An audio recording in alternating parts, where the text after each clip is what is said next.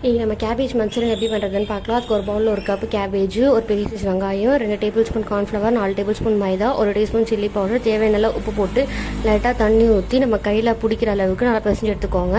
அப்புறம் ஒரு பேன் வச்சு அதில் ஆயில் விட்டு இப்போ நம்ம செஞ்சு வச்சுருக்கிறது எல்லாத்தையும் அதில் கோல்டன் ப்ரௌன் வரைக்கும் ஃப்ரை பண்ணி எடுத்துக்கோங்க. திருப்பி ஒரு பேன் வச்சு அதில் ஆயில் போட்டு ஒரு பெரிய சைஸ் வெங்காயம், ஒரே ஒரு ரெட் சில்லி, கருவேப்பிலை, இஞ்சி பூண்டு பேஸ்ட்டு இதெல்லாம் போட்டு பச்சை வாசனை போகிற வரைக்கும் நல்லா ஃப்ரை பண்ணி வதக்கிக்கோங்க.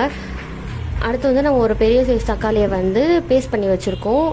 அதையும் இதில் போட்டு இதையும் நல்லா பச்சை வாசனை போகிற வரைக்கும் வதக்கி எடுத்துக்கோங்க. இது நல்லா அந்த எண்ணெய் பிரிஞ்சு வந்தோடனே இதில் 1 teaspoon chilli powder, 1/4 teaspoon garam masala, 1/4 teaspoon மல்லித்தூள், தேவையான உப்பு போட்டு லைட்டாக தண்ணி ஊற்றி அது நல்லா பச்சை வாசனை போகிற வரைக்கும் வதக்கிக்கோங்க.